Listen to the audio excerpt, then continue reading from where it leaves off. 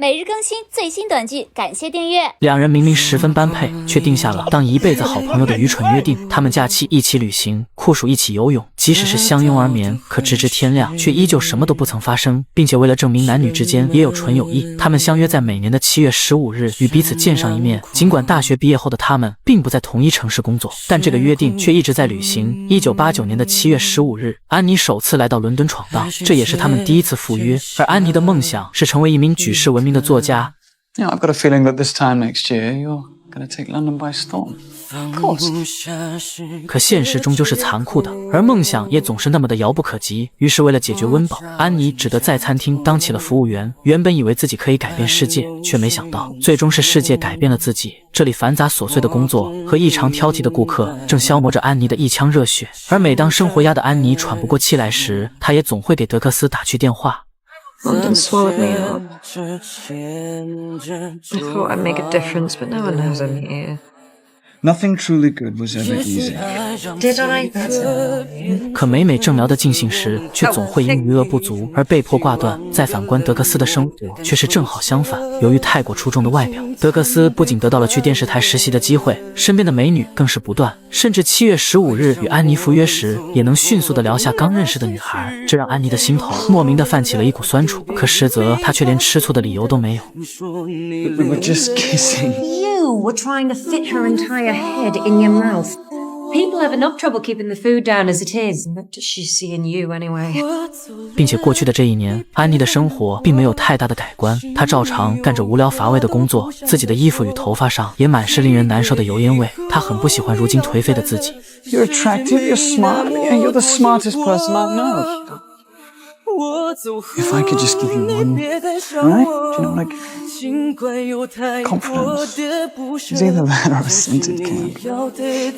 You know what you need, don't you?You need a holiday. 他希望安妮可以找回自信，而岁月总是悄无声息的流转，很快便来到了1992年的7月15日，他们如约的踏上了旅途。但安妮却提出了3条规定：第一，不可以同住一个房间，尤其是醉酒后；第二，不可以搔首弄姿和调情；第三，游泳时必须穿得体的衣服，仿佛只有这样才能证明他们只是单纯的好朋友关系。然而德克斯不知道的是，这些约定却正巧是安妮最期待的事。只因还在大学时期时，安妮便早已对帅气的德克斯动了情，可由于觉得自己的长相太过普通，配不上如此耀眼的德克斯，她只好将爱意全都埋藏在了心底，好似只有这样他们的关系才能更加的长久。又何尝不想拥有安妮，只是秉承着得到便会丢弃的原则，他也并不想因此而失去了安妮。就这样他们成为了最好的朋友。但或许是傍晚的气氛太过浪漫，亦或许是那一份情愫压抑的太久，安妮情不自禁地诉说了自己的爱意。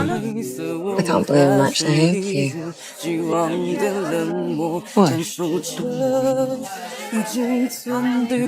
When we were at university, I had a crush on you. 但德克斯却并没有给出明确的回应，只是简单的敷衍了过去。随后他们来到了泳池游泳。No, I just wanted to say that. Oh, I felt the same. I think about you. 可就当女孩沉浸在这感动中时， The problem is I fancy pretty much everyone. 德克斯想要的是只谈风月而不论情爱，而显然安妮并不是这样的，她无法给到女孩更多。然而就在这时，德克斯的衣服却突然被人偷走了，那都是他无比钟爱的服饰。可这尴尬的一幕却让安妮不由得偷笑起来。晚上他们依旧相安无事的同床而眠，而触发时立下的规定竟在第一天就被他们全部打破。时间弹指一挥间，很快便来到了1993年。此时的德克斯已是国内最火爆的娱乐节目主持人，事业与生活都可谓是风生水起，但他却整日沉湎于浮华的灯红酒绿之中，并且每醉酒后都会给安妮打去电话，然后说着一些怪诞不经的言语，而每次还没说上几句，便会被德克斯身旁的美女给打断。虽然德克斯身边的美女如云，可每当他独自一人时，他还是会感到无比的空虚与落寞，好似他有许多话想给安妮述说，却又说不出口。并且由于不规律的作息和整日混迹于风月场所，德克斯的身体一日不如一日，就连走路都有些许的力不从心。更让他难以接受的是，母亲也不幸的得了不治之症。原本是为了回家陪伴母亲，却没曾想自己竟一觉睡到了傍晚，而母亲也发觉了儿子的异常。I know that you're going to be a fine man, loving, accomplished, but I don't think you're there yet. I worry that you're not very nicely. 他不知道自己的儿子为何会变成如今这副模样，就连父亲也对德克斯十分失望。Now, your mother loves you very much, you know that. But for whatever time she has left to her, ever come to see your mother in this state again, I will not let you in the house. 父母的话如同一把利刃，狠狠地刺到了德克斯的心坎上。于是他给安妮打去了电话，想要得到安慰。而此时正准备出门的安妮，似乎也听到了电话的铃声，然而她并没有返回去接，只因今天安妮有一个约会，她打算尝试接受一份新的感情，毕竟生活还得继续。而伊恩是一个话剧演员，可他的事业却并不如意。他没有德克斯帅气的外表和幽默的谈吐，甚至讲的笑话也时常让人觉得很尴尬。但至少他很实诚，也从不乱来，这让安妮体会到了在德克斯那里从不曾感受过的安全感。时间飞逝，转眼间已来到了1995年。此时的安妮已成为了一名语文老师。她与伊恩虽然没有大富大贵，但却如同大多数夫妻那样平淡且安稳。而此时的德克斯生活却似乎不尽如意。母亲离开人世后，留下他与父亲相依为命，并且他还被报道成为最烂节目主持人。这一次换他与安妮抱怨起生活的不堪与琐碎。他十分想念安妮，可由于各自的工作原因，这一年他们并没有按约定相见。德克斯依旧在主持人的岗位上坚持，而安妮带领的班级却获得了话剧表演的头等奖。他们在各自的领域奋斗着，而德克斯的节目安妮也总会一集不落的收看，仿佛只有这样才能缓解对德克斯的思念。一转眼来到了1996年的7月15日这天，德克斯约好了与安妮见面，但他已有了家庭的羁绊。虽然伊恩有些许的吃醋，但他依旧选择了相信安妮。两人如约而至，安妮将自己精心地打扮了一番，而德克斯也依旧风流倜傥。他们都尽量地呈现出自己过得很好的一面，却也都无法接受彼此的幸福中没有自己，于是只好用嘲讽对方来彰显自己的优异。可这却也成功地激怒了安妮。虽然两人嘴上说着过得还不错，实则其中的辛酸只有自己知道。There are things that I needed to talk to you about how I'm in love with, and if I can't talk to you, then what is the point of you? What do you mean, what's the point? I love you, Dex. So much. I just don't like you anymore. 自此以后，两人便长达4年不曾相见。而在这期间，安妮不仅学会了游泳，也从不曾忘记写作，而她的付出也最终得到了收获，并且随着稿件收益的逐步增高，她很快便成为了家里的顶梁柱。可安妮的心里却从不曾忘记德克斯，而这些也一直被伊恩看在眼里。直到发现安妮大学时写给德克斯的情诗，伊恩彻底破防了，他再也无法忍受自己的女友心里还藏着其他人。于是在一番激烈的争吵过后，他们又平静地选择了分手。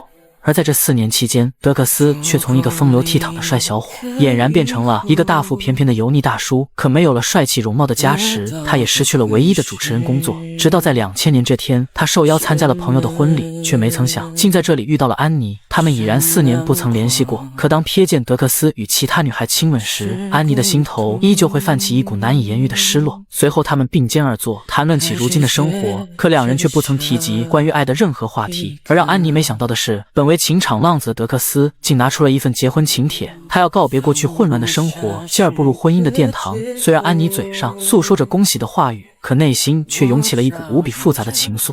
I missed you, Dex. 此刻两人的泪水也情不自禁地从眼角滑落，而这一次相见，他们约定再也不要从彼此的世界里消失，可却也不得不消失。或许只有不靠近不打扰，彼此才能拥有更安稳的生活。不久后，德克斯的孩子出生了，他努力地成为一个好父亲，可却依旧没有换来安稳幸福的家庭。或许是对曾经浪荡不羁的暴力，他的妻子背着他偷偷地红杏出了墙。而时间如同白驹过隙，一晃眼又是3年以后。自此与妻子离异后，德克斯变得愈发的颓废不堪，他没有了耀眼的工作，也失去了家庭的羁绊。为了生活下去，他只得来到了伦敦投靠安妮。而此时的安妮已剪短了那飘逸的长发，与过去的温柔美丽相比，此刻的她更增添了一份干练与自信。她已然成为了一名家喻户晓的作家。这一次，德克斯想要与安妮永远在一起，可不巧的是，安妮已然有了新的男朋友，并且她的男友不仅容貌相当帅气，还是一名十分优秀的音乐家。这使德克斯的心头不由得涌起了一股难以言喻的自卑感。或许是他们太过优秀，亦或许是不想打扰他们幸福的生活，德克斯选择了离开这里。可当他瞥见安妮与别人亲密无间时，却好似有许多锋利的针尖顿时刺入到了德克斯的心头。这种感觉既苦涩无比，又痛得绵长。然而德克斯不知道的是，这样的一幕和这样的感觉，曾经的安妮早已经历过无数次。而另一边正参加男友音乐会的安妮，却总是莫名的心不在焉。她还是会忍不住的想起德克斯，亦害怕这一次的离别将会永远的从对方的世界中消失。于是爱了10多年的安妮，还是选择了奋不顾身的奔向了德克斯。这一次，她不想再错过了。Dexter! I thought I got rid of you. If you mug me about Dexter. 而这一场长达15年的情感，也终于在此刻得以圆满。当下一个7月15日到来时，他们早已步入了婚姻的殿堂，彼此的眼眸里也满是爱意。而随着日子一天天的过去，他们依旧十分的甜蜜，并且计划要一个属于2人的孩子。可努力了2年，却依旧没有得到结果。好在他们现在有用不完的时间。然而人生往往无常，世事也总是难以预料。这天，安妮下班后准备去参加与德克斯的约会，可由于耽误了点时间，于是她给德克斯发去了留言。对她来说，与德克斯在一起的日子才是她幸福的真正开始。可她不知道的是，她的幸福即将被迫终止。而在生命垂危之际，她只记得德克斯还在咖啡厅等她。Just to say I'm running late, but I'm on my way. And I'm sorry for being so snappy this morning. Just wanted to say you're a fine thing next to Mayhew. I love you very much. Okay, there you go. 只是这一次，他再也等不来安妮了。安妮离去之后，仿佛德克斯的心也跟着离去了。直到1年后，他依旧没有从悲痛中走出来。每当瞅见一个酷似安妮的女孩，都会使他情不自禁地上前搭讪，可也常常因此遭受到一顿狠狠的暴揍。待到他再次醒来，已然回到了父亲的家中。Would be to try to live your life as if Emma was still here. I don't know if I can. Of course you can. What do you think I've been doing for the past 10 years? 此时的德克斯才深刻地体会到母亲离世之后父亲的痛苦。后来的日子里，德克斯不再颓废，他经营着一家咖啡店。此刻才40多岁的他，头发已然花白。而每当瞥见他人幸福的模样时，他也总会情不自禁地想起安妮。如果在毕业那天他们没有定下那个约定，如果在第一次出游时就表达了自己的爱意，如果当时再勇敢一点点，会不会有不同的结果？是不是就不会白白浪费掉这15年呢？可是这个世界上没有如果。每当想念安妮时，德克斯都会带着女儿来到他们曾经奔跑过的草地上。虽然安妮已然离世，但却永远地住在了德克斯的心里。或许遇到那个对的人，只需要1天或者1瞬间的时间，但却需要用一生去珍惜和读懂它。愿每个人都能遇见那一份心之所向和心之所爱，用真心去珍惜那一份难得的情谊。